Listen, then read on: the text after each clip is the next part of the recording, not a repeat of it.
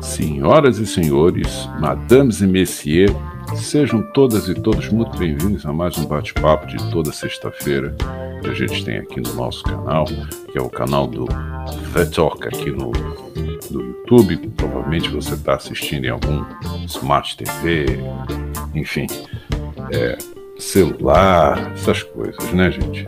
Enfim, como tudo acontece toda sexta-feira, a gente tem o nosso bate-papo, tá? Como eu sempre faço, no início, eu peço aqui um voto de confiança para vocês, que apesar disso daí que está rolando neste momento e tal, não confiem. Daqui a pouco a cachorrada começa a latir, uivar, vai ser uma loucura total aqui, né? A cachorrada sai latindo e tal. Acho que prometi fazer alguma coisa mais ou menos tempo avançado da hora, no sentido de poder pegar o mundo um pouco mais silencioso. De vez em quando eu costumo fazer esse bate-papo de dia, mas às vezes não rola porque o barulheiro é absurdo. Vamos ver se dessa vez eu consigo, né, manter aqui um certo silêncio ao redor. Mas os cachorros daqui a pouco, os gatos começam a brigar durante a madrugada, vai ser um inferno, tá bom? Enfim, de vez em quando atrapalha um pouquinho. Eu consigo me concentrar legal naquilo que eu estou fazendo, mas é difícil, né? Aqui pro microfone fica parecendo que os cachorros estão lá no outro lado da cidade. Não estão. Estão colados aqui. Na minha casa a gente não tem cachorro, mas cachorrada da vizinhança, mas a quantidade de gatos que tem no quarteirão, gatos de rua, é assim, é inimaginável, né? Diríamos assim que as grandes cidades do Brasil e do mundo são grandes pet shops, né? Tem de gato, tem de cachorro, é brincadeira. Vou pegar aqui o meu santo líquido. Então vou pedir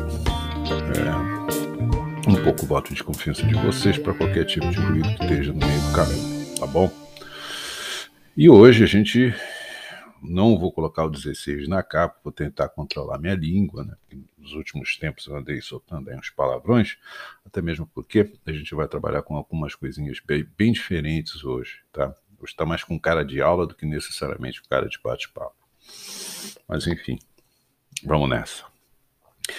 Na nossa retrospectiva, né, eu vou soltar aqui o nosso querido, não mais, né, do que importante em relação a todos os demais The Talks que foram lançados esse mês, o último antes do grande inverno, tá?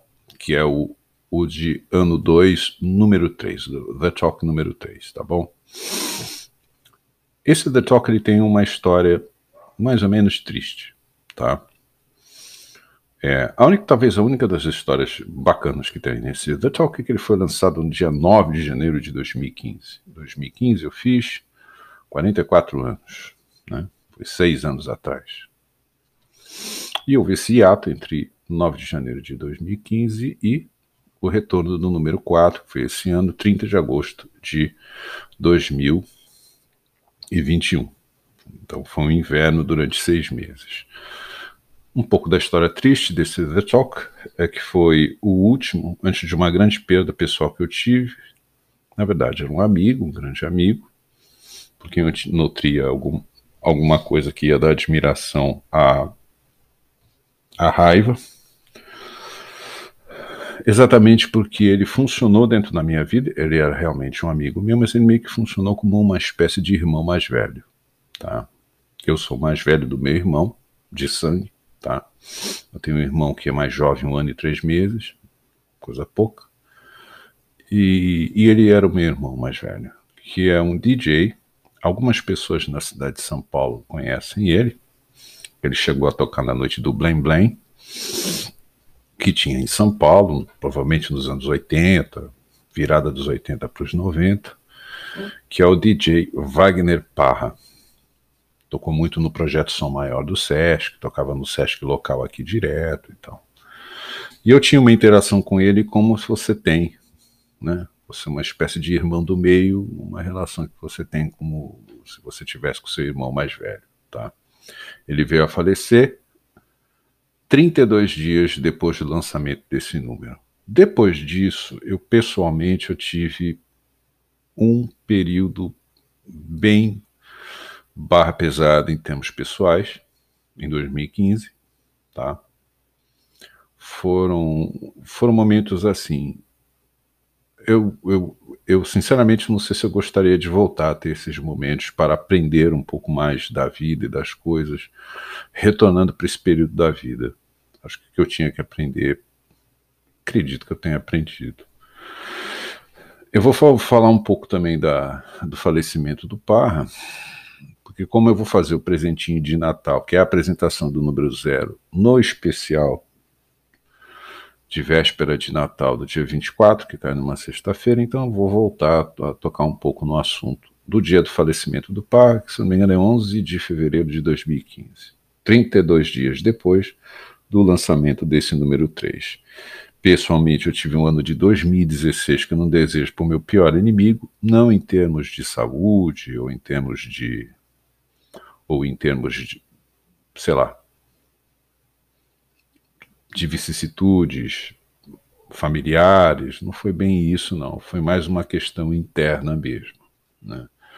Uma questão, como é que eu poderia dizer, íntima até, tá? Eu comigo mesmo, tá? Eu tive que partir para esse inverno, que no caso do The Talk durou 6 anos e quase 6 meses, né?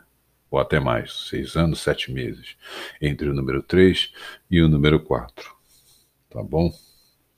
O ano de 2016 foi um ano bem barra pesada. Esse ano de 2021 foi super barra pesada em questão de perdas de gente amada, de gente querida, de gente estimada, que se foi nesse ano de 2021. Já dá para sacar mais ou menos como é que vai ser o tom da conversa no dia 31. Acho que vai saber que não vai ser um bate-papo muito feliz, que vai cair numa sexta-feira também. 31 é o dia do lançamento do número 6. E, enfim, né, foi aquele ano, o ano de 2016, pessoalmente, ele foi pior do que o dos anos de 2021, em que pese todo o perrengue que eu passei no ano de 2021. Tá? Que realmente foi um negócio terrível. Né? Aquele ano, o ano de 2021, foi o ano que eu, sei lá, a morte veio me frequentar. Só isso. Só isso. Eu tô dando risada, viu, gente, de nervoso, tá? Não é de alegre, não. Sabe quando você fica nervoso, em vez de você chorar, gritar, você ri, é mais ou menos o meu caso, é mais de nervoso mesmo. Né? Foi um ano bem complicado. 2021, principalmente em termos de perda, mas, pessoalmente, 2016 supera 2021 ainda em alguns aspectos, tá? E que começou, de uma certa forma, a partir do final de 2015. Parra veio a falecer no dia 11, já do meio para o final de 2015, já fui um puta do inferno, mas enfim, aconteceram coisas que também foram coisas que vieram para bem, né? Vieram para o meu bem, mas que eu só vim saber desses benefícios e desses livramentos em 2021, mais ou menos por aí, tá bom? É isso, gente. Quando a gente vê, já passou um baita de um tempão, né? Enfim, eu vou tentar ler aqui, porque eu tô com a tela aqui, né? Mais ou menos coberta, porque nessa capa aqui tem eu coloquei uma introdução de George Bernard Shaw, do prefácio do Pleasant Place, tá? Do volume 2 do Pleasant Place. Eu vou ter que ler isso aqui, tá? Meio que fora da página toda aberta, no sentido de eu poder ler o texto para vocês, tá? Porque realmente tem um como eu estou aqui dentro de um sistema de gravação, eu tenho alguns botões que ficaram bem em cima da mensagem. Mas na mensagem inicial que vocês estão vendo aí na frente, ou que vocês agora estão vendo o meu rosto só, mas eu vou ler essa introdução que está na capa, que foi a mensagem de capa. Eu sempre deixo alguma mensagenzinha na capa junto com o nome dos autores, tá? Diz George Bernard Shaw, no prefácio 2 do Pleasant Place. Um gestor, eu coloquei entre aspas por conta própria a palavra meeiro, ou meeiro, né? Que tem em mente o desejo do público, ou um autor que possui entusiasmo em sua consciência artística, pode optar em tocar seu negócio com um mínimo de lucro e um máximo de utilidade social ao manter-se o mais próximo possível do mais agudo limite mercadológico da qualidade e constantemente sensível à extensão desse limite através do avanço da cultura popular. Um gestor, entre aspas, por minha conta, ou meeiro, ou autor inescrupuloso, pode simplesmente buscar o máximo de lucro com o mínimo de risco. Tá? Então já deu para ver que essa postura que eu tenho, entre aspas, contra meeiros, né? Ele é uma postura, como é que eu poderia dizer assim? Ele é uma postura meio complicada, né? Por conta... Deixa eu só mexer aqui. Beleza, estamos de volta aí com a tela toda. Ela é um pouco complicada porque já naquela época, lidando com artistas, e diretamente com artistas, a gente começa a ter uma noção um pouco maior da galera que está ali entre o artista e a plateia, né? Que são pessoas fundamentais para a arte poder acontecer, que são os produtores. Mas uma coisa é você ser produtor, outra coisa é você ser meeiro. É você ficar no meio do caminho. Ou você produzir esse artista para que esse artista possa alcançar a plateia que lhe espera. Isso são coisas completamente distintas. E no entrevistão que vai ter no dia 31, eu vou falar com um cara que é produtor, tá? Não vou falar aqui o nome, tá? Ainda vou manter em segredo, tá chegando a hora, mas vou manter em segredo aqui o nome desse nosso convidado, que está retornando. Ele chegou a fazer o The Talk ao vivo, e ele está retornando aí, tá bom? Ele é da área da música, então vai ser um bate-papo bem legal, tá bom? Essa foto que está aí na frente de vocês é uma foto pessoal, tá? Eu tenho nos meus arquivos, é daquela estátua que fica na frente do Palácio de Buckingham, né? Todo mundo tira foto lá. Essa história foi bem bacana, porque eu estava numa noite de insônia. Isso foi em 2012, tá, gente? Eu estava numa noite de insônia e aí eu falei, porra, ainda era outono, já caminhando para o inverno, era início do outono, final da primavera, era final da primavera, era final do verão, início do outono, tá? Eu peguei muito finalzinho do verão. Praticamente o outono entrou, quando o outono entrou eu já estava em Londres. E ainda tinha aquela coisa de 5 horas da manhã, o dia está claro. E aí quando eu saí por uma determinada caminhada, fui em direção ao The Mall, Palácio de Buckingham. E aí o sol já estava nascendo, então isso daí são os primeiros raios de sol da cidade de Londres sobre essa estátua aí, né? Que fica na porta do Palácio de Buckingham e tem toda uma simbologia, eu teria que pesquisar e tal, a respeito da imagem, enfim.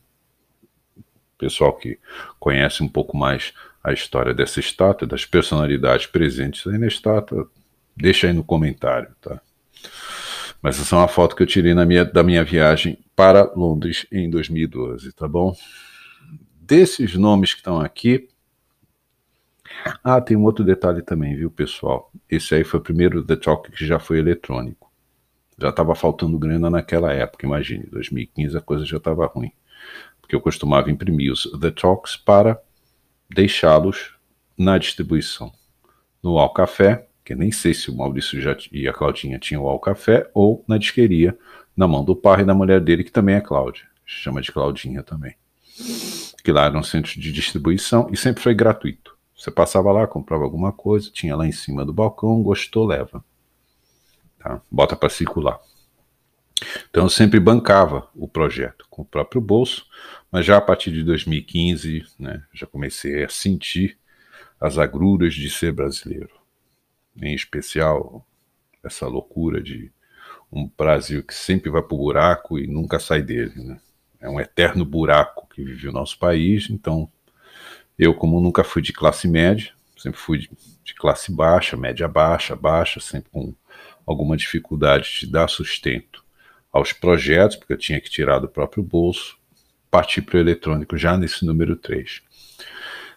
Temos de novo o Dona Maria José Goldschmidt, que sempre caminhou com a gente. Aqui tem 2 participações especiais, tá? A do Marcelo Gama, do querido Gamita, que mandou um texto para a gente. Eu vou ver se eu consigo fazer a cabeça dele para ver se ele manda algum texto para mim agora para a edição do dia 31, senão fica para fevereiro, sem problema nenhum. Ele que recentemente perdeu o pai veio a falecer. Enfim, o ano de 2021 foi terrível, gente, terrível.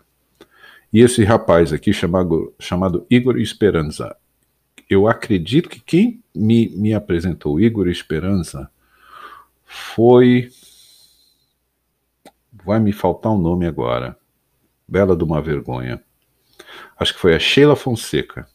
Na época que eu cheguei a publicar um texto meu chamado 4, para uma revista eletrônica que tinha na cidade do Rio de Janeiro, chamado Experimentos em Revista.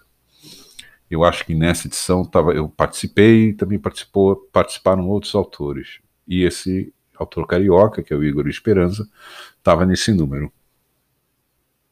Quem sabe, né, gente, eu volte a trazer essa galera. Eu estou querendo republicar a Mônica Amorim, o Igor Esperanza, trazer essa galera de volta. Tá? Tem alguns textos aqui que, inclusive, eu nem me lembrava mais. Tem um texto da Reforma, da Zezé Goldschmidt, aqui tem um editorial. Ódio ao BD, né? Maneco Herzog sempre sendo Maneco Herzog, né? Enfim. E aí tem um texto meu chamado Londônio, que eu nem me lembro desse texto. São das coisas que eu escrevi na vida. Eu não faço nem ideia que eu escrevi. Né? Enfim, gente, tem determinadas coisas que acontecem comigo que é meio barra pesada, sabe? Eu estou escrevendo um texto, nem me lembro que eu escrevi o texto. Esse Londônio é um deles. Acabei meio que descobrindo agora, que falei, caramba, escrevi esse negócio. Escreveu, filho. Escreveu. Filho é seu, né? Temos o texto do Marcelo, do Gamita, Marcelo Gão, Admissível Mundo Novo, um puta no texto, tá? Marcelo é um dos caras que escreve muito bem, tá? Daqui a pouco nós vamos falar de texto, tá? Aguenta a mão aí. Temos o texto do Igor Esperanza, Deus é uma Árvore Rosa, tá? Que é um puta no texto.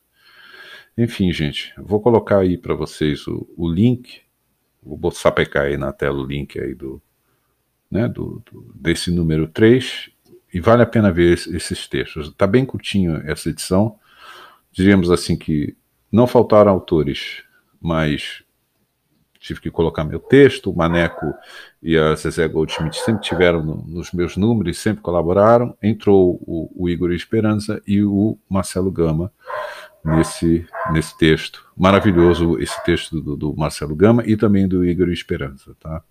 Então vocês podem ver que aqui eu já estava começando a mudar um pouco o padrão da revista, né? Coisa de ter mais foto, trabalhar com mais texto, enfim. Não, o tamanho da página não estava muito bom, mas eu já comecei a trabalhar com algum tipo de mudança de fonte, de texto para texto, já começar a mexer em algumas coisas aqui, trabalhar com algumas coisas em termos de imagem, para poder ilustrar um pouco o texto, tá? Que aí isso foi o início do caminho há 6 anos atrás, de sair desse ponto, né? De uma coisa pasquim para uma coisa mais folha, revista. Sair da coisa, não é do pasquim, gente, eu utilizei a palavra errada. Sair da coisa do oh meu Deus, hoje para querer conversar comigo vai estar ótimo, né, gente, porque eu tô esquecendo as palavras. Não é pasquim, gente, é fanzine, da coisa mimeógrafa, da coisa fanzine, para uma coisa mais elaborada, um pouco mais colorida. E para vocês aí, né, finalizando aí um entrevistão com a Silvia Bittencourt. A Silvia Bittencourt, ela foi a vida inteira na Universidade Católica de Santos, na Faculdade de Filosofia, Ciências e Letras da Universidade Católica de Santos. Ela foi professora titular da cátedra, titular da cadeira de literatura portuguesa, literatura de Portugal.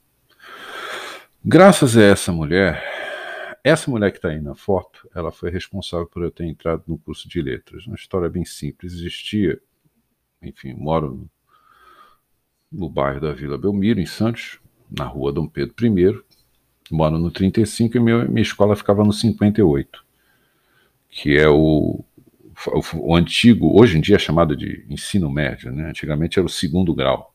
Escola Estadual de Segundo Grau, professor Primo Ferreira. E tinha lá uma parada lá, que era muito boa, que era chamada de Semana Cultural. Ninguém tinha aula. Era peça de teatro, show de música, balé, voadora na nuca, tinha de tudo lá, né? E o Primo Ferreira, ele tem um anfiteatro, uma sala bem pequenininha, onde a gente assistia as peças e tal. E a Silvia veio, apareceu, isso foi em 1988, foi em 2 anos, 87 e 88, assisti as duas. E em 88 me convenci que eu queria sair da... Bom, estava terminando o segundo grau, o que eu vou fazer? Eu já trabalhava como técnico, tradutor e intérprete de língua inglesa e portuguesa, que era um curso técnico que tinha dentro do Primo Ferreira, não sei se tem mais. E aí eu assisti uma palestra, né, sobre leitura, pelo segundo ano seguindo com a Silvia Bittencourt. E aí falei, não, eu vou fazer o vestibular de letras e fui, né? Passei em 3º lugar e em fevereiro de 1989, uma das primeiras pessoas que entraram na sala de aula daquela semana de fevereiro, da primeira semana de fevereiro, daquele ano de 1989, para apresentar a cátedra de literatura portuguesa, foi esta moça, vou chamar de moça, tá? Hoje em dia já é vovó, na época que eu a conheci profissionalmente, ela como professora e eu como aluno, a filha dela também estava na faculdade, hoje ela já é vovó, praticamente acho que a filha dela deve ter minha idade, deve estar com 50 já. Não tenho notícias da Silvia, tá? Nem sei se está viva ou se está morta, mas essa pessoa da foto foi a responsável por eu ter feito o vestibular de letras em dezembro de 1988, tá bom? Então tem uma questão meio de saudade aqui. Ela foi delegada regional de ensino de Santos e da região, tá? Enfim, foi um posto que me parece que foi bastante espinhoso para ela, porque você tem que lidar com sindicato, você tem que lidar com professorado, você tem que lidar com sindicato classista, sindicato patronal, enfim, um negócio meio complicado aqui de falar, né? De vez em quando saem algumas notícias no jornal local aqui, nem sempre eram notícias muito boas em relação a Silvia, que sempre foi esse anjo de ser humano. Não é necessariamente uma pessoa muito doce, tá, gente? Mas não é aquela doçura, excesso de mel e excesso de açúcar. É um outro tipo de doçura que, inclusive, está faltando nos dias de hoje pra gente. É doce, é uma pessoa doce, docílima. Mas, pera lá, né? Não é bem isso que você está pensando. Esse tipo de... É uma pessoa que é doce sem ser, sei lá... Como é que eu poderia dizer, gente? É uma pessoa que é doce sem ser abjeta, sei lá. Ou que, enfim, abaixa a cabeça para tudo, né? É uma pessoa que te disciplina com doçura. Talvez essa seria a melhor definição, tá? Que eu poderia ter dos 4 anos, dos 2 anos, porque aí depois eu fui para o curso de tradutor, dos 2 anos que eu tive com a Silvia. É uma pessoa que eu tenho uma enorme saudade, tá? E muito do que eu conheço de literatura eu devo a todos os professores que passaram lá. A professora Maria Helena, a Maura, um monte de gente. Rosicler, Monteiro Diniz, Maula Dalan, que eu falei, a Irene Simões, um monte de gente boa, tá? Eu tive a sorte de ter um puta curso de letras, mesmo. Talvez seja por isso que esse bichinho da escrita e da literatura me picou de um tal jeito, e quem iniciou todo esse processo de quase que doença em torno das letras, e em especial da literatura, é essa moça da foto, a quem eu devo, sei lá, a minha existência, né, dentro do campo das letras, que é a Silvia Bittencourt. Essa entrevista, gente, vale muito a pena assistir, muito. Eu tinha ela gravada, acho que está gravada num celular velho que tenho guardado aqui. Eu não tenho o áudio, eu tenho o áudio, eu fiz o áudio, isso aqui é uma transcrição, tá? Da conversa que a gente teve no Ao Café, que foi maravilhoso, foi muito bom. E, enfim, eu tenho o áudio, mas está guardado em algum lugar aí que preciso descobrir onde é que tá bom? É isso, gente, esse foi o número 3, e graças a essa moça que está na foto, a Silvia Bittencourt, nós vamos passar para a segunda parte, tá bom? Hoje já deu para perceber que hoje eu estou super, né, super elevado, hoje eu tomei, enfim, eu tomei água de melissa, né, tomei calmantes, etc. e tal, simplesmente porque eu também não estou trabalhando com determinados assuntos do momento, esses assuntos seculares que enchem o saco, aborrecem, e que me fazem, às vezes, ter que colocar um 16 na capa do vídeo, porque é palavrão pra cacete. Porque realmente tem bastante coisa no mundo que é de uma indignação absurda, né? É indigno por si só. Mas hoje não, hoje a gente vai mostrar um pouco dos bastidores do The Talk, e é nessa segunda parte agora a gente vai trabalhar com a questão de como é que é feito esse trabalho de edição, como é que é feito esse trabalho de editor em relação ao texto que vai para o folhetim literário The Talk, para a revista literária The Talk, esse espaço de leitura de vocês e de literatura para os autores que participam aqui do The Talk, tá bom? E muito do que eu vou explicar agora eu devo a essa pessoa que está aí na foto, tá bom? Da Silvia Bittencourt, a quem eu desejo tudo de bom, caso esteja viva, não tenho notícia se ela veio a falecer ou não, mas caso ela esteja viva, que ela tenha um excelente 2022, porque ela merece. Essa é uma das grandes mestras do Brasil e do mundo, tá? E responsável pela minha entrada no curso de letras, de ter entrado para o mundo da literatura, essa pessoa que está na foto. Tá bom, gente? E aí vocês vão entender um pouco, que eu vou citar ela agora na segunda parte, sobre esses meandros, né, gente? Esses pequenos, como é que eu poderia dizer assim, né? Dessas coisas das letras que eu utilizo para edição do The Talk. Coisas práticas relacionadas ao que a gente chama de... Como é que a gente chama?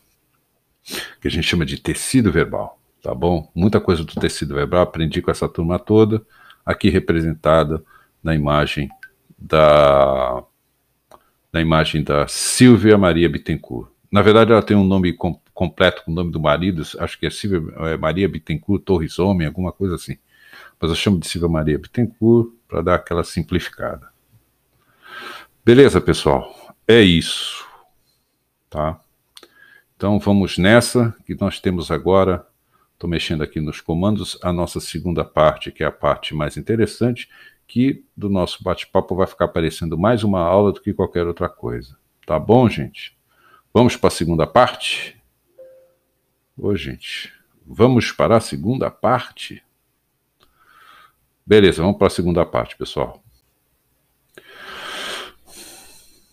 Pois bem, galera, nessa segunda parte aqui da nossa conversa, vamos deixar uma coisa assim, razoavelmente, como é que eu poderia dizer, de forma prática para todo mundo, que o papo aqui é um papo com o editor, tá?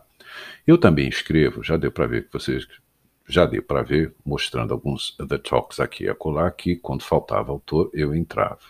Não gosto muito de fazer isso, que eu tenho um trabalho como contista e romancista literário, que não tem nada a ver com esse trabalho que eu executo aqui com o The Talk. Que isso fique bem claro, tá, pessoal? Para não ficar fazendo a confusão de peraí, quem é que está falando? É o romancista ou é o editor? Aqui quem vai falar agora é o editor, tá bom? Não é mais o romancista. É obviamente que eu vou apresentar alguns aspectos de escrita, de romance, de estrutura, tal, mas eu vou me ater a tecido verbal, basicamente isso nesse bate-papo de hoje, desse editorial, tecido verbal e como editor, tá? Como é que eu lido com esse tecido verbal, tá? Aí vocês vão entender a grandeza da Silvia Maria Bittencourt, ela vai ser citada ao longo da nossa explanação aqui, tá bom? É isso. Fica aqui o papo como editor, não o papo como romancista. Como romancista, a história é outra. De vez em quando a galera fica assim, Marcelo, mas eu gosto de escrever e eu vou fazer um curso de escrita criativa.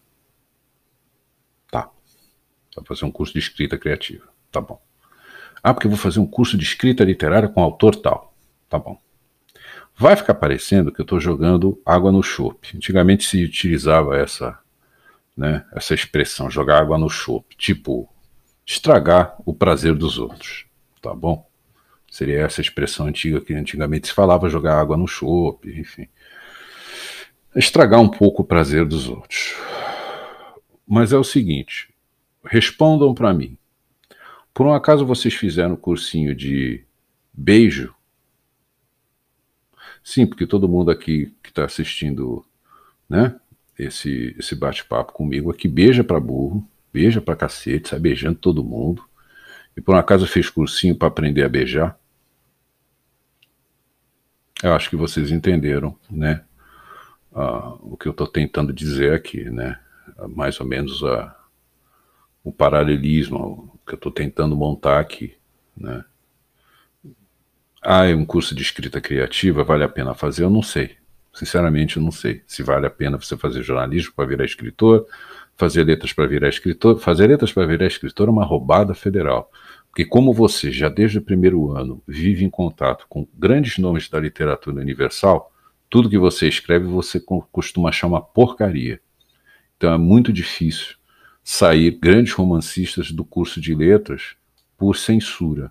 Uma espécie, vou chamar aqui de autocensura. Você olha para o teu texto e fala assim, putz, isso aqui tá uma bosta. Né? Porque, é claro, você passou a semana inteira com, sei lá, com Machado de Assis. É óbvio que você vai olhar para o teu texto e vai achar uma merda. Perdão, gente, eu falei, né? Prometi que eu não ia falar palavrão, de vez em quando sai alguns aqui. Quando um autor de romance literário sai do curso de letras, ele sai num giro e numa magnitude, por exemplo, de um João Gilberto Noll. Tá? Ou seja, não tem para ninguém. Quando essa pessoa, esse egresso do curso de letras, ele sobrevive ao curso de letras, a ponto de botar a cara a tapa e botar seu texto na mão da plateia, na mão do público leitor, em geral ele está muito na frente de qualquer outro escritor de qualquer outro tipo de formação, médico, engenheiro, jornalista, etc, etc. Tá? Costuma estar um passinho na frente. É óbvio que a gente, né, as letras não são uma coisa tipo regra. Você tem médicos maravilhosos escrevendo literatura admirada pelo mundo inteiro. O que diríamos então de Moacir Scliar, que é um grande nome para os literatos norte-americanos. Em geral, você vai estudar literatura comparada nos Estados Unidos, entra Moacir Scliar. Eu ia falar do Graciliano Ramos, mas não é não. Troquei de médico. Vou falar de outro médico, que é o João Guimarães Rosa. Chega na Alemanha e fala que o João Guimarães Rosa não é lá aquelas coisas, tu vai tomar um pau na rua. Que o alemão é apaixonado por João Guimarães Rosa. Eles conhecem a obra de João Guimarães Rosa de cabo a rabo, muito mais que a gente. Muito mais que eu e que você. Né? Eles são apaixonados pelo Guimarães Rosa. Ele conseguiu um grande tradutor para a língua alemã e o resto são glórias, tá? Merecidas, e ele é um médico. Você ter talento para literatura não significa que você só pode vir de um curso de letras. Seria a mesma coisa que eu chegar e falar para vocês assim, você só pode entrar numa livraria se apresentar o diploma de curso de letras, né? Vira o verso, tá lá o carimbo do MEC. Não é assim que funciona. Tá? Então, se você é leitor, não tem intenção de ser artista e gosta de ler livro pra cacete, você não vai fazer um curso de letras para entrar numa livraria ou numa biblioteca. Isso não existe. Da mesma forma acontece nos cursos de escrita criativa e da tal curso de escrita literária. Tem muito autor que faz isso. Eu já me perguntei se eu faria ou não um curso de escrita literária. Eu acho que eu não faria um curso de escrita literária. Eu faria um curso de tecido verbal. Porque o assunto que a gente vai tratar agora é em relação à linguagem. Só para finalizar esse ponto, tá, gente? Para a gente dar um arremate bacana. Quando as pessoas perguntam, Marcelo, faça um curso de escrita criativa ou de escrita literária? Depende, quem é teu professor? Ele é um escritor formado em letras? Qual é o conteúdo do curso? Me dá a ementa do negócio. Tá? Tem que ter ementa para poder fazer esse tipo de análise ou orientação para a pessoa se deve ou não fazer um curso de escrita criativa, de escrita literária. Mas, em geral, eu faço a seguinte... Tá me fugindo a palavra, gente. Desculpa, tá bom? Eu faço a seguinte alusão. Né? Eu dou o seguinte exemplo. Você, por exemplo, fez curso para beijo?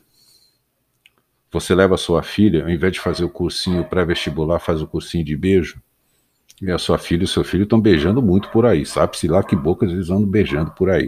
Mas estão beijando adoidado. Tem curso de beijo? Acho que já deu para entender o que eu estou tentando transmitir aqui. Cabe a você decidir se quer fazer o curso de escrita literária, etc, etc. Se eu desse um curso de escrita literária, entraria muito essa experiência que eu vou explicar para vocês, que é a experiência do editor, que é a experiência de lidar com texto e de lidar com artista também. Eu tenho o meu trabalho, tenho o meu romance literário, tenho o meu livro de contos, mas aqui quem vai falar é o editor. E entraria muito mais o editor do que o romancista. Se eu tivesse que dar um curso de escrita literária, que não se chamaria escrita literária, se chamaria curso de tecido verbal, porque a literatura ela acontece no tecido verbal. É ali é o jogo de fundo, entendeu? Ali é a final da Copa do Mundo, é o tecido verbal. É ali que você vai mostrar o teu talento. Você pode ter talento para isso sem ter passado por um curso de letras perfeitamente. Sem problema nenhum. Você pode ser uma pessoa extremamente talentosa, que de repente pode até perder o seu talento num curso de escrita criativa, de escrita literária. Tomem cuidado com isso, né? Não são todos os cursos que são bons, enfim. Cabe também a você ter um pouco de filtrar um pouco mais as coisas para saber o que é bom, o que não é. E eu vou dar um exemplozinho aqui, Vou dar um exemplo aqui bem bacana, tá bom? Vamos ver se vira aqui. É isso, pessoal. Consegui me acertar aqui com os compartilhamentos de tela. E a gente vai começar com esse primeiro aqui, tá bom? É o seguinte, pessoal. São várias as pessoas que passaram na minha vida. E tem duas. Uma foi somente uma noite num restaurante, estava reunindo, outros autores estavam reunidos nesse restaurante, estava lá o Paulo Lins e tal. Ele, felizmente ou infelizmente, é uma pessoa muito controversa, tá? Dentro do mundo da literatura, muito admirada, porque realmente aquela noite foi sensacional. Você vê que é uma pessoa de conhecimento humano, erudição, um monte de coisa, mas costuma ter um temperamento, eu vou chamar de terrível, na melhor das hipóteses, que é o Pedro Paulo Sina Madureira, que foi o fundador da editora Siciliana e tudo, né? Ele chegou a ser secretário de Cultura do Estado de São Paulo, se não me engano, num determinado, acho que não sei se foi no governo do Montouros, no governo do Orestes Quercia, isso há muito tempo atrás. Uma outra pessoa com quem eu tenho uma grande admiração é o Rodrigo Gurgel. De vez em quando eu assisto um pouco, né, os vídeos, o bate-papo. Ele tem um bate-papo semelhante a esse que a gente tem aqui. Vale a pena assistir algumas dicas do Rodrigo Gurgel, tá? E o Rodrigo Gurgel, ele tem muito pé no chão na formação do escritor. O escritor na labuta. O escritor é quase que um operariado, por assim dizer. E esse conhecimento do escritor operário, essa coisa de meter as caras, de escrever, reescrever, trabalhar, suar, labutar o texto, ter uma atitude séria em relação ao teu texto e ao tecido verbal. Isso eu devo muito a essas orientações, essas coisas que inclusive estão também aqui no YouTube, tá, gente? Procura lá, digita lá Rodrigo Gurgel. É assim, tem muita coisa que talvez você não concorde, em outras você vai concordar, mas de longe ele é o cara que, né, tem esse conhecimento desse assunto que eu vou trabalhar agora, que é a questão da linguagem. A gente estava falando agora há pouco da questão dos cursos, né? Dos cursos de escrita criativa, de curso de escrita literária. Né? Geralmente os autores fazem muito isso. Até mesmo como uma forma de poder pagar as contas, tá? Isso a gente entende, enfim, por isso que eu tento não entrar muito nesse mérito. Se vale a pena ou não fazer o curso e tal. Mas é como eu disse para vocês, é que nem beijo. Qual foi o seu melhor beijo? Como é que se beija bem, se beija mal? O que tem a ver o beijo? O beijo que vocês dão, que vocês recebem, como é que é o negócio? Não tem uma regra, tá?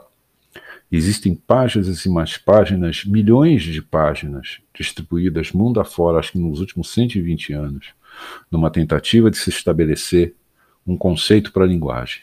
Tipo, linguagem, isso, tá? Todas elas, em um determinado ponto, elas vão claudicar. Porque, na verdade, ninguém, de fato, tem a palavra final a respeito daquilo que é linguagem. Tá? Talvez a linguagem teria a ver, e, e por isso que eu lembrei do nome do Rodrigo Gurgel, que é uma frase dele. É uma frase bem bacana que diz o seguinte: linguagem é a ideia que se transformou em carne.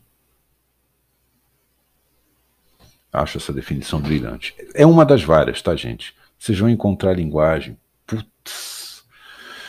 Tem um que vai dizer uma coisa, tem outro que vai dizer outra e tal. Mas de todas, desde que eu entrei no curso de letras, fevereiro de 1989, até hoje, de tudo que eu já li, de todas as pessoas que já falaram sobre linguagem, que já trataram sobre linguagem, linguagem artística, linguagem visual, linguagem literária, etc, etc, a que eu acho que mais se aproximou do que é de fato realmente linguagem é a ideia transformada em carne, a ideia que se transforma em carne, tá?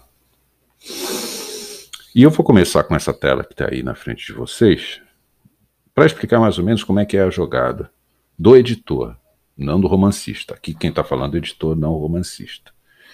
Então vamos lá, gente. A frase que está aí na frente de vocês diz o seguinte: o José pegou um dinheiro emprestado e não pagou. As pessoas do bairro onde ele mora querem o pagamento da dívida. Uma parte menos amistosa jurou de morte. Jurar de morte é assim, ou paga ou morre, tá? Para quem não entende a metáfora, sei lá. Né? Para quem não entende a gíria, jurar de morte, né? Por conta disso, por conta da dívida, tá, gente?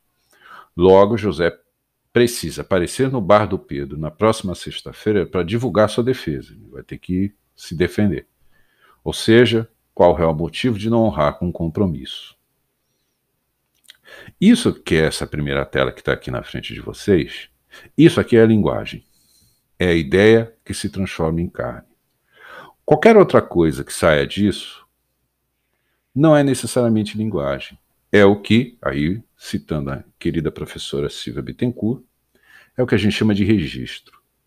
Tinha uma coisa muito curiosa quando a gente estava fazendo aquelas primeiras aulas de literatura portuguesa, que a gente acha que sabe, que é aquela velha história do curso de letras. O curso de letras ele é um curso que não dá prestígio para ninguém e costuma pagar muito mal os seus egressos, porque é aquela coisa do basta ser alfabetizado. Eu sou alfabetizado, eu li o livro. Tá, beleza.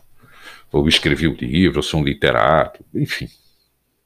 Já deu para sacar, né, gente? Beleza. Aí a gente chegava na nossa meninice, porra, eu tinha 18 anos na época, chegava e, né, porque é a linguagem de Saramago. Aí a Silvia olhava para nossa cara, às vezes dava uma risadinha, às vezes não. Ela falou assim: não, gente, isso que vocês estão analisando, que vocês estão chamando de linguagem, chamado de registro. É o registro do Saramago, não é a linguagem. Eita!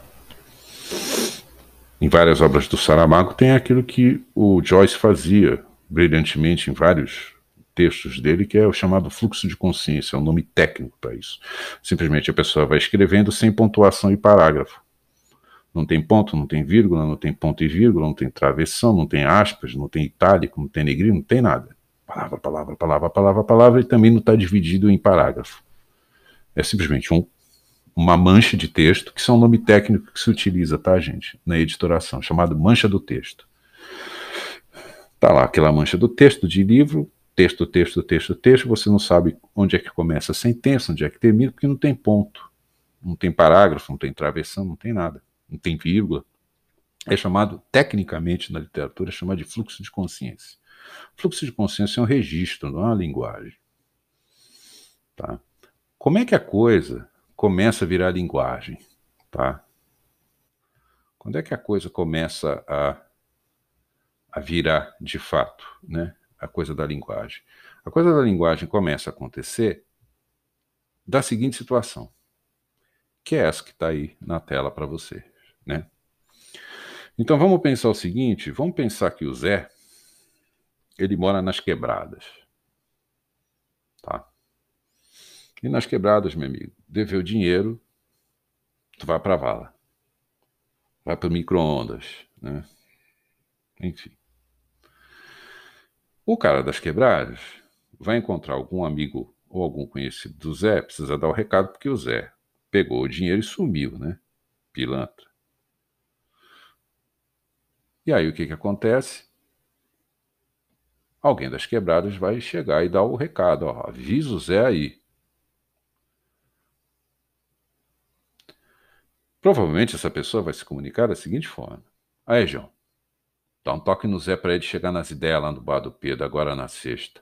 Avisa ele que se ele não der as caras lá, vai ficar ruim na nossa mão. Isso é uma linguagem? Temos lá nossas dúvidas. Não é necessariamente uma linguagem, isso é um registro. Linguagem é isso aqui. Isso aqui é uma linguagem. O Zé pegou um dinheiro, não pagou, e a galera ficou puta. A galera ficou puta, quer o dinheiro de volta. O Zé não paga o dinheiro de volta. Vão matar o Zé porque ele não cumpre com a dívida. Essa é a linguagem. A galera quer, no mínimo, ouvir o que o Zé tem a dizer, por que ele não pagou o dinheiro até agora, por que ele não pagou a dívida até agora. Isso é a linguagem. Como é que você vai registrar isso no teu tecido verbal? Isso é uma coisa completamente diferente. A gente tem o cara das quebradas, que é esse número 2 aí, né? Aí, João, não toque no Zé para ele chegar nas ideias lá no... Chegar nas ideias, gente. Chegar nas ideias significa apresentar sua defesa, tá? Essa é uma linguagem das quebradas. A gente utiliza a palavra linguagem, mas isso é um registro das quebradas. Favela, palafita, lugar muito pobre, onde tem muita violência. Pessoal, a gente tem baixa instrução, baixa escolaridade.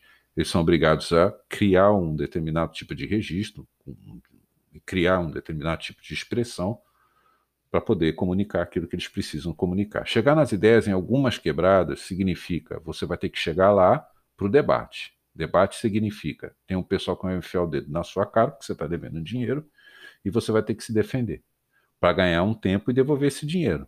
Se você perder o debate, é você dobrar a esquina, já tem 2, 3 de arma na mão te esperando. E você perde a vida, você será morto. Se você será executado porque não pagou a dívida. Simples assim. Então, chegar nas ideias também tem esse sentido, tá? É uma expressão. Chegar nas ideias é defenda-se. Chega nas ideias lá no bar do Pedro na sexta. Tu vai ter que se defender, porque tu pegou o dinheiro da rapaziada e sumiu. E aí, cadê a grana? Por que tu não paga? Né? Isso que está na frente de vocês não é uma linguagem, é um registro. Linguagem é isso aqui. É a ideia que você vai ter que transformar em carne. Sacou? Como é que você vai registrar isso? Isso é contigo. Você, escritora que eventualmente esteja assistindo isso aqui. Nosso bate-papo. Essa aqui é o registro das quebradas. Saca só esse aqui, ó. Olha, avisa o Zé, por gentileza, para ele aparecer lá no bar do Pedro na próxima sexta. Isso não se faz, todo mundo tá puto com ele. Aliás, ele tem boas explicações para dar. Vamos raciocinar pelo absurdo, galera. Tá? Aqui quem está falando é editor, não, nem tanto romancista ou escritor. Mas vamos raciocinar pelo absurdo. Vamos supor que essa fala aí seja de algum playboy, alguma patricinha que mora na zona sul da cidade onde você mora, que seria a parte mais rica da cidade, tá? Nem sempre é a zona sul, aqui em São José é chamada de zona leste, a zona leste é a parte mais rica da cidade, zona leste em São Paulo seria a parte mais pobre, em geral, São Paulo, Belo Horizonte e Rio de Janeiro é chamada de zona sul. A parte mais rica da sua cidade, tá? Lá os playboys, as patricinhas, todos lá, né? Nadando de braçada, dinheiro a rodo, enfim, regalos da vida, aquela coisa toda. Aí a patricinha, ela chega e fala assim, olha, avisa o Zé, por gentileza, para ele aparecer lá no Bar do Pedro na próxima sexta. Isso não se faz, todo mundo tá puto com ele. Aliás, ele tem boas explicações para dar. Beleza. Esse é o registro da patricinha. Para a mesma linguagem. Entendeu? Isso que você mexeu no tecido verbal é registro, não é linguagem. A linguagem está aqui. É a ideia que você vai transformar em carne. Essa é a ideia que você vai transformar em carne, que às vezes no cinema é chamado de argumentação. Ou seja, não é o roteiro. O roteiro ele tem um determinado trabalho de texto e de texto para o ator, que ali já é fase de registro. É na argumentação do filme ou do documentário que você vai ter a ideia sendo transformada em carne para ir para a tela. O que você faz no roteiro é registro. Não é necessariamente uma linguagem. Simples assim. Não sei se ficou claro, tá, gente? Qual a probabilidade da patricinha chegar pro cara e falar assim, aí, João, dá um toque no Zé para ele chegar nas ideias lá no Bar do Pedro, agora na sexta. Diz ele que se ele não der as caras lá, vai ficar ruim na nossa mão. Você consegue imaginar uma patricinha utilizando esse registro para a mesma linguagem, tá, gente? Eu estou utilizando a mesma linguagem. É a linguagem do quê? Apareça ou você morre. Essa é a linguagem. O que está se transformando em carne? A ameaça. A ameaça que está se transformando em carne. O situacional leva à linguagem ameaça. Como é que você vai registrar isso? Depende do seu talento, tá? Qual é a probabilidade da patricinha utilizar esse registro em Ipanema?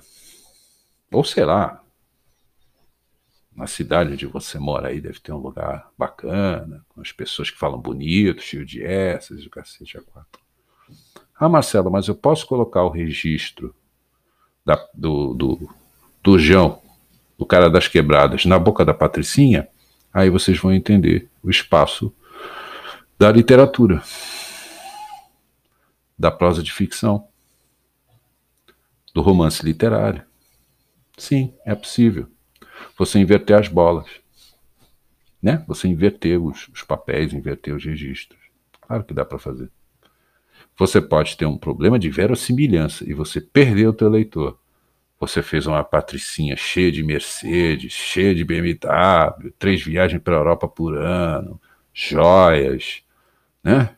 Passeios paradisíacos, amigos endinheirados e o cacete a quatro. E a primeira fala da patricinha parece o cara das quebradas. Você corre o risco de perder a verossimilhança e, consequentemente, você desligar a atenção do teu leitor, da tua leitora. E aí, para recuperar isso ao longo da obra, é problema, tá? Ou então, se você tiver com um texto meio bordorrento, você troca as bolas. A patricinha tá lá, cheia de essas, cheia de anéis, cheia de, não, eu só namoro com um cara com dinheiro, meu marido tem que ser rico, tem que me sustentar, tem que me dar boa vida, etc, etc. E no meio do caminho, você coloca esse registro. Falei, caramba, mas essa patricinha aí, cacete, ela, né? Nossa, o que está acontecendo aqui? E aí você ganha a atenção do leitor ou da leitora, que vai até o fim para descobrir como é que essa patricinha consegue falar alguma coisa do tipo, aí, João, Dá um toque no Zé para ele chegar nas ideias lá no bar do Pedro, na sexta. Diz ele que se ele não der as caras lá, vai ficar ruim na nossa mão. Caramba, no meio do livro, a Patricinha fala, você vai querer chegar até o final do livro. Ele pode ter o efeito de desligar o leitor e a leitora do texto que você está lendo, como pode... Falei, opa, peraí. Com esse registro não, é alguma coisa estranha. Peraí, vamos ler mais um pouco. E nessa que vai ler mais um pouco, já era. Ou você pode fazer o caminho inverso, tá bom? Qual é o caminho inverso? É esse aqui. O cara das quebradas, que ouviu rap, ouviu funk, entendeu? Faz a função, é vapor, sei lá qual é a do cara, entendeu?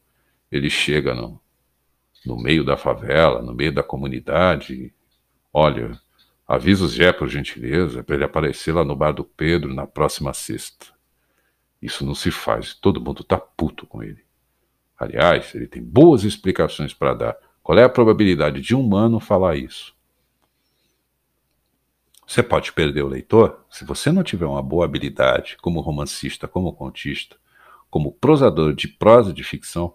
Você corre o risco de errar na mão da verossimilhança e você escorregar de uma forma linda e perder a atenção do teu leitor ou da tua leitora para o conto ou romance literário que você escreveu. Agora, se você tiver uma boa urdidura, né, uma boa arcabouço, urdir direitinho o enredo da obra, e isso vai ficar para um outro editorial, tá bom? Se você tiver esse talento de você fazer uma história extremamente interessante e no meio do caminho o cara das quebradas utiliza esse registro, que não é uma linguagem, é um registro, você pode ganhar por mais 10, 20, 30 páginas a atenção do teu leitor ou da tua leitora até a próxima virada dramática. Tá bom? Essa é a técnica. Então, pessoal, tome um pouco de cuidado com isso, tá?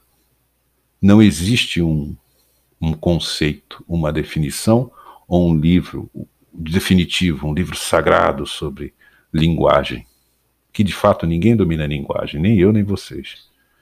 A gente se diverte com ela. A linguagem, na verdade, estaria aqui, nisso aqui. Isso aqui é a argumentação. É onde a ideia se transformará em carne. Rodrigo Gurgel, tá bom? Isso aqui pode te dar a ideia da linguagem. Agora, como é que você vai registrar? Depende de um monte de coisas. Depende de como você está montando o enredo da história, que história é e como é que você está amarrando essa história, como é que você está montando o enredo dessa história para segurar a atenção do teu leitor ou da tua leitora, tá? O enredo conta. Alguns contextos que você deve colocar na obra ou não, isso depende muito de você, da sua decisão como escritor ou como escritora, tá? A questão do contexto é que vai, de repente, puxar o registro do cara das quebradas ou da Patricinha. Contexto, que se você souber trabalhar bem o contexto, você pode inverter o jogo, você pode inverter as bolas. E aí, ao invés de você perder a atenção do teu leitor e da tua leitora, é o contrário, você segura esse leitor, essa leitora por mais 20, 30 páginas, como eu acabei de dizer, até a próxima virada dramática, mas tudo depende do contexto, do situacional, do enredo que você está escrevendo, tá bom? E aí eu vou deixar isso para o próximo editorial, provavelmente até o final do ano, ou talvez até no mês de janeiro, talvez mês de janeiro, que é mês de férias, para a gente não ficar trabalhando com assuntos extremamente espinhosos, a gente volta aqui, né, para mais uma, entre aspas, aulinha aqui, para vocês entenderem qual é o jogo que o editor faz. Da minha parte, isso é uma das coisas que eu analiso em nível de tecido verbal. É por isso que eu digo para vocês, gente, literatura é feita no tecido verbal. Saiu do tecido verbal, pode ser que você não esteja fazendo literatura. Presta atenção nisso. E o tecido verbal, muitas vezes, ele não tem segredo. A linguagem é só uma, para 100 registros. Simples assim. A ideia se transformando em carne, a ideia que se faz carne, essa é a linguagem. Como é que você registra isso no papel depende muito do seu talento. E aí eu tenho, algum pé atrás, sim, confesso que tenho, com os cursos de escrita criativa e com os cursos de literatura, tá? De escrita literária. Porque eles vão querer trabalhar alguma coisa em relação à linguagem, que na verdade o nome correto é registro, não é linguagem. E aí você já pagou pelo curso. E aí você acha que você vai sair um grande escritor, uma grande escritora, porque você fez o curso com o autor tal, com a autora tal, que é uma pessoa conhecida, renomada, né? Aí você acha que você vai fazer, não, vou sair escrevendo puta de um romance literário depois desse curso. Não. Tem muita coisa que o Rodrigo Gurgel diz que o talento desse autor ou dessa autora muitas vezes vem de escreve, apaga, reescreve, reescreve, escreve de novo, escreve mais uma vez, lê, leia, leia, leia, leia, leia, leia todo mundo, leia até mensagem de WhatsApp, leia, presta atenção no tecido verbal que está no WhatsApp, presta atenção no tecido verbal produzido pelo Playboy, presta atenção no tecido verbal produzido pela Patricinha, presta atenção no tecido verbal produzido pelo Mano das Quebradas. Ali está o segredo de você, na linguagem, identificar qual seria, dentro do contexto e da amarração de enredo que você está fazendo na tua obra, o melhor registro, ou registro que possa ser invertido, para você, ao invés de perder a verossimilhança, ganhar a atenção do leitor ou da leitora. Volto a dizer, gente, não tenho nada contra os cursos, mas se eu tivesse que dar um curso, eu ia dar um curso não de escrita literária, nem de escrita criativa. Eu ia dar um curso de tecido verbal. É ali que acontece a literatura, no tecido verbal, no registro que vai para o tecido verbal. E a partir dali, vocês talvez entenderiam mais, um pouquinho mais, do que é, de fato, a linguagem. Tá bom? Gente, eu resolvi mudar um pouco o tema desse editorial. Obviamente que ficou, de novo, um editorial longo, mas com um propósito diferente, tá? Andei meio, sei lá, meio atarefado, tinha muita coisa para fazer, questões pessoais e profissionais, e acabei mexendo com determinados temas que, enfim, tem uma galera aí que gostou, teve uma galera que não gostou, enfim, mas que acho que são questões que precisam ser colocadas à mesa, para a gente não ficar mais nessa posição abjeta que a gente anda tendo ultimamente, principalmente em relação às cabeças coroadas, que muitas vezes se vendem de um jeito que, cara, se a última coisa que essa pessoa tem é uma coroa na cabeça. Simples assim. Mas, obviamente, que isso é um negócio muito desgastante. Toda sexta-feira ter o mesmo tipo de conversa, ter o mesmo tipo de papo, nem eu aguento, né? Quando, na verdade, durante a edição de um The Talk, eu observo determinadas coisas que eu utilizo no meu dia a dia de trabalho, tá? Como, por exemplo, fazer determinadas anotações nos originais, principalmente em via eletrônica, se for mandada pelo Word. Às vezes eu faço determinados comentários e sugestões de mudanças, de melhoria do tecido verbal, tá? E devolvo isso para o autor, com as devidas anotações, que dá para fazer isso no Word, né? Na parte de revisão, você pode colocar os comentários e registrar as mudanças que você faz no texto que ele recebe. Quando ele recebe, abre o documento, ele já está com todos os comentários e as devidas mudanças.